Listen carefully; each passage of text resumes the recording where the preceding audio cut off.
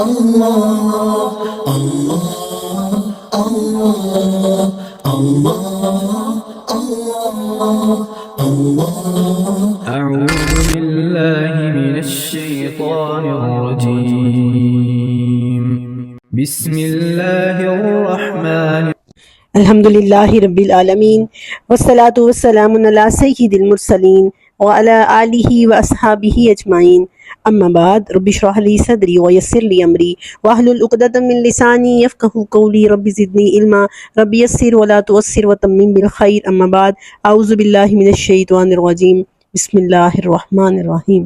معزز سامعین، ہم نے شروع کر رکھی ہے سورۃ بقرہ کی آیت نمبر 194 کی تفسیر ہم پوری نہیں کر پائے تھے، کچھ ٹیکنیکل وجوہات کی بنا پہ جو ہے وہ پوری تفسیر نہیں ہو پائی تھی، اور ہوا یہ کہ اس کے آخری حصے میں چونکہ تقوی پہ بات ہو رہی تھی تو ہم نے تقوی پہ بات کی۔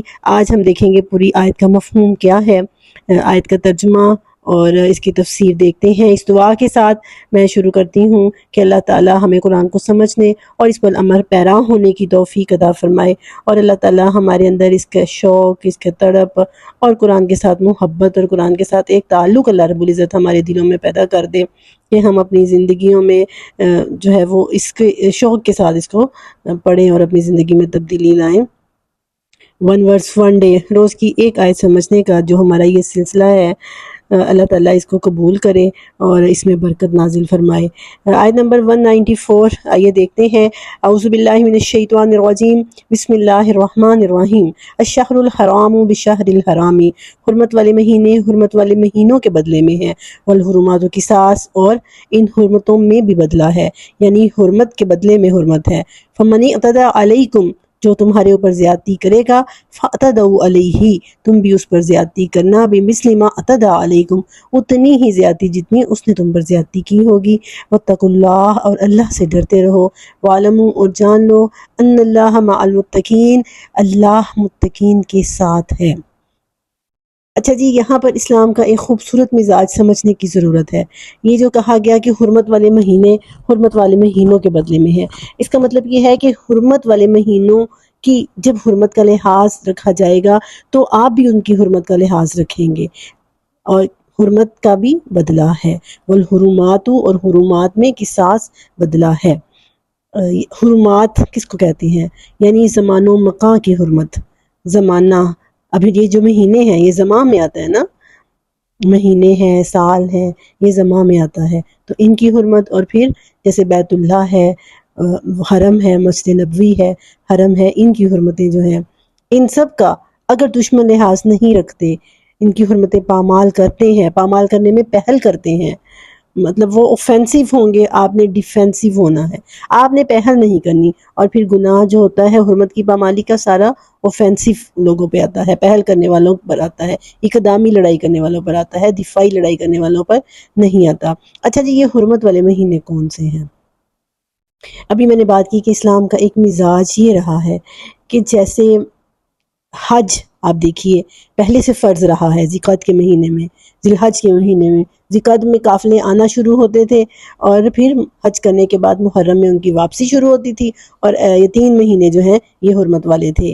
ذی-القعدہ، ذی الحج اور محرم اکٹھے مہینے آتے ہیں، یہ حج کے مہینے تھے، اور پھر رجب کا مہینہ جو ہے وہ عمرے کے لیے تھا۔ تو یہ حج اور عمرہ دور جاہلیت میں بھی ہوتا تھا، کیونکہ وہ دین ابراہیمی تھا، یہ لوگ دین ابراہیمی کے پیروکار تھے، اس میں بگاڑ آ چکا ہوا تھا۔ اب اللہ رب العزت نے کوئی تبدیلی نہیں کی حرمت والے مہینوں کے اندر کہ یہ 4 نہیں اور کوئی اور 4 قرار دے دیے، نہیں، یہ بالکل ایسے ہی ہے جیسے آپ ایک گھر ہے، آپ اس گھر کے اندر داخل ہوتے ہیں اور اس گھر میں کہیں پینٹ خراب ہوا ہے، کرٹنز نئے لگنے والے ہیں، ونڈوز خراب ہیں، تو ان کی رینوویشن کی جائے گی۔ تو حضرت محمد صلی اللہ علیہ وسلم نے بھی سمجھیے اس گھر کی رینوویشن ہی کی تھی جو حضرت ابراہیم علیہ السلام نے بلڈ کیا تھا، اس کو ری بلڈ کرنا تھا رسول اللہ صلی اللہ علیہ وسلم نے۔ جب حضرت محمد صلی اللہ علیہ وسلم مدینہ تشریف لاتے ہیں تو وہاں کے یہودی جو ہیں وہ بیت المقدس کی طرف رخ کر کے نماز پڑھتے تھے، آپ صلی اللہ علیہ وسلم نے بھی کچھ عرصہ ادھر ہی رخ کر کے نماز پڑھی۔ تو ایک دم کہ نہیں سب کچھ بدل دیا جائے، یہ اسلام کا مزاج نہیں ہے۔ اب کافر کیا کیا کرتے تھے کہ یہ جو 4 مہینے حرمت والے ہوتے تھے نا، ان کے اندر لڑائی جھگڑا قتل کرنا، فساد کرنا، یہ سب کچھ منع تھا۔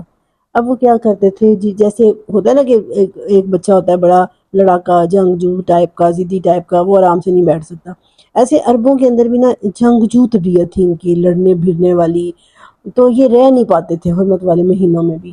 تو اب مثلا اگر کسی نے محرم کی بے حرمتی کیا تو کہتے تھے کوئی بات نہیں، ہم جو ہے نا وہ سفر والے مہینے کو میں احترام کر لیں گے، اس کے احترام کرنے کی بھی، اب اس میں تو لڑائی جھگڑا ہو گیا، ہم سفر کا احترام کر لیں گے، تو اس کو نسی کہا ہے قرآن میں۔ اور انما النسیء زیادۃ، نسی جو ہے سورۃ توبہ میں آتا ہے، یہ اسلام میں زیادتی ہے جو کہ کفر ہے، منع کیا گیا ہے اس سے۔ اور یہاں پر بھی یہی کہا گیا کہ جب محرم کی حرمت پامال کرتے ہوئے تمہارے اوپر حملہ ہوتا ہے تو تم بھی پھر یہ نہیں ہوگا کہ آگے سے امن کی بات کرنے لگے، نہیں نہیں نہیں جی، وہ آپ کے گھر میں گھس آئے ہیں، آپ سے لڑائی جھگڑا کر رہے ہیں، قتل و فساد کر رہے ہیں، تو آپ نے بھی اس کا بدلہ لینا ہے، ڈیفینسو ہو کے اپنا دفاع کرنا ہے، یہ نہیں کہ آپ اس وقت بھی امن کی باتیں کر رہے ہو۔ یہ مطلب ہے اس آیت کا۔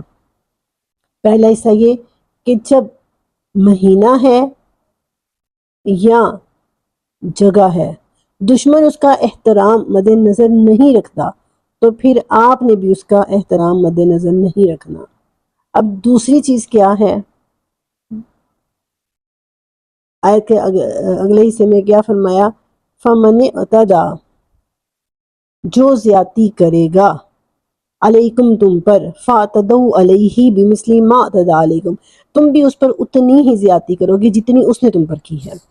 تلوار اٹھائی ہے، تلوار اٹھاؤ گے، تیروں سے مارا ہے، تیروں سے مارو گے، جتنا مالی نقصان انہوں نے کیا ہے اتنا مالی نقصان تم کرو گے، جتنا جانی نقصان انہوں نے کیا ہے اتنا ہی جانی نقصان تم کر سکتے ہو، لیکن تمہاری طرف سے زیادتی نہیں ہونی چاہیے۔ اب یہ جو زیادتی ہے اس کی کوئی اللہ رب العزت نے لیمٹ نہیں رکھی، بلکہ تقوی پہ چھوڑ دیا ہے۔ واتقوا اللہ، اللہ سے ڈرو اور جان لو کہ اللہ تقوی کرنے والوں کے ساتھ ہے۔ اب آپ دیکھیے دشمن جو ہے وہ تو یہ سمجھتا ہے کہ جنگ میں سب کچھ جائز ہے، عورتوں کی بے حرمتی کی جاتی ہے، عصمت دری کی جاتی ہے، چھوٹے چھوٹے بچوں کو قتل کر دیا جاتا ہے، کھیت فصلیں سب کچھ تباہ کر دیا جاتا ہے، لیکن مسلمانوں کو، مومنین کو اللہ نے یہاں پر بھی تقوی کی حدود میں رہنے کا کہا ہے کہ جو ایک طریقہ ہے اس طریقے کے مطابق ان کی عورتوں کو لونڈیاں بناؤ گے، بندیاں بناؤ گے، اور پھر عزت اور احترام سے ان کو رکھو گے۔ کبھی بھی مومن جو ہے، مومن مجاہدین جو تھے وہ غالب آنے کے بعد عورتوں کی عصمت دری نہیں کرتے تھے۔ یہ زنا ہے، یہ کبیرہ گناہ ہے، اور یہاں پر پھر تقوی کی بات آ جاتی ہے، وہ تقوی کو مد نظر رکھتے تھے کہ اللہ از واچنگ، اللہ دیکھ رہا ہے۔ اور پھر نہ ہی کبھی بھی مسلمانوں نے بچوں کو قتل کیا، مسلمان مفتوحین نے جب وہ فتح پا لیتے تھے پھر بھی وہ ایسا کچھ نہیں کرتے تھے۔ آپ دیکھیے روم اور ایران کے ساتھ جب مسلمانوں نے جنگیں کی ہیں نا، تو یہ جو کہتے ہیں نا کہ اسلام تلوار کے زور پہ پھیلا، یہ غلط بات ہے۔ وہ لوگ مسلمانوں نے جو تلوار اٹھائی ہے نا وہ صرف فوجوں کے خلاف اٹھائی ہے، جنگوں میں اپنے مخالفین کے خلاف اٹھائی ہے، کبھی بھی کسی شہری بستی کے خلاف، کسی دیہاتی بستی کے خلاف کبھی بھی تلوار نہیں اٹھائی تھی۔ تبلیغ کے ذریعے، تعلیم کے ذریعے اور حسن اخلاق سے متاثر ہو کر جب وہ لوگ دیکھتے تھے نا، آپ دیکھیں جب اہل روم غالب آتے تھے نا تو وہ جب گھروں پہ حملے کرتے تھے، کسی کی عزت محفوظ نہیں ہے، کسی کا مال محفوظ نہیں ہے، کسی کی جان محفوظ نہیں ہے، سب کچھ ختم کر دیتے تھے، صفایا کرتے چلے جاتے تھے۔ اس کے برعکس مسلمانوں نے کیا کیا، مسلمانوں نے اپنے ذمے لی ان کی عزت کی حفاظت، ان کے مال کی حفاظت، اور بدلے میں کیا کہا کہ ہمیں ٹیکس دینا ہوگا، اس ٹیکس کے بدلے میں ہم خود حفاظت کریں گے۔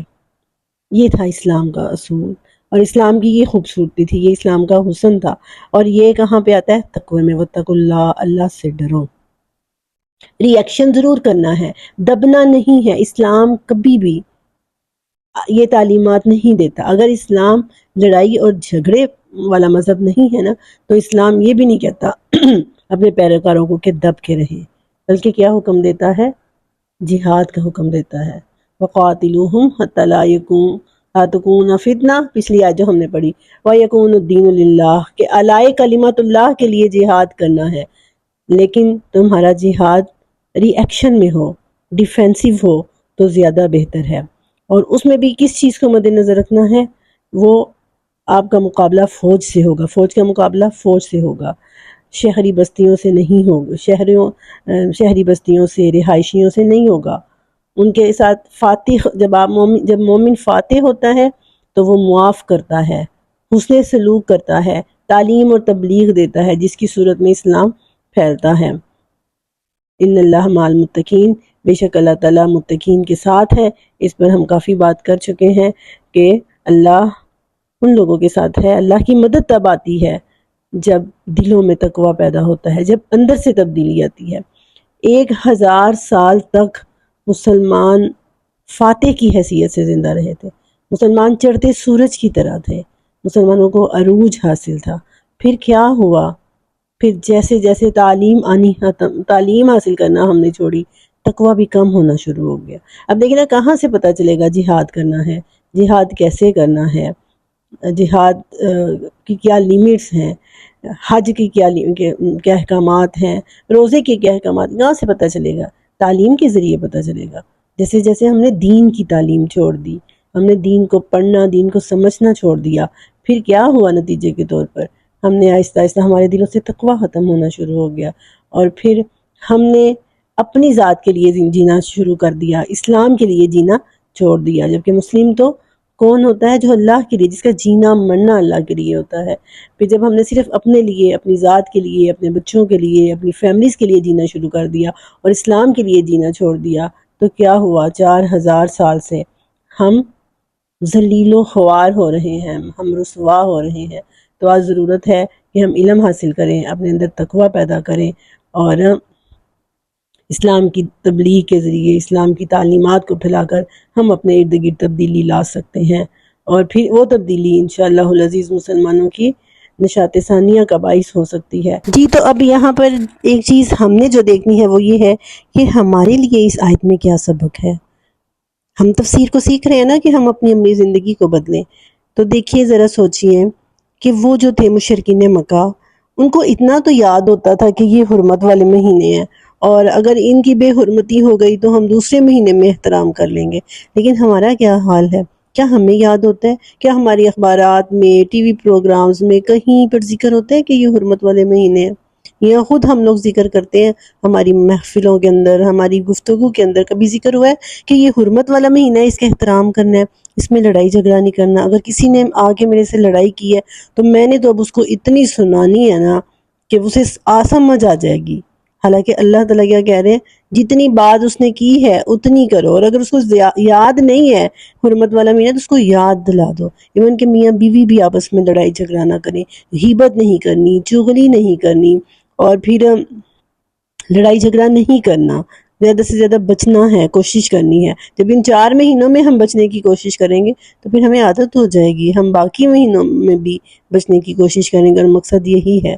تو آج سے ہم انشاءاللہ العزیز کوشش کریں گے، ہم یاد رکھیں یہ حرمت والے مہینے ہیں، ذی القعدہ، ذو الحج، محرم، اور اس کے بعد رجب، اور ہم ان کا احترام کرنے کی کوشش کریں گے۔ اللہ تعالیٰ ہمیں کوشش کرنے کی اور ہماری کوششوں کو قبول کرے، آمین۔ اللہ تعالیٰ ہمیں کوشش کرنے کی توفیق عطا فرمائے اور وہ ہماری کوششوں کو قبول کرے، آمین۔ وآخر دعوانا ان الحمد للہ رب العالمین، وما علینا الا البلاغ المبین۔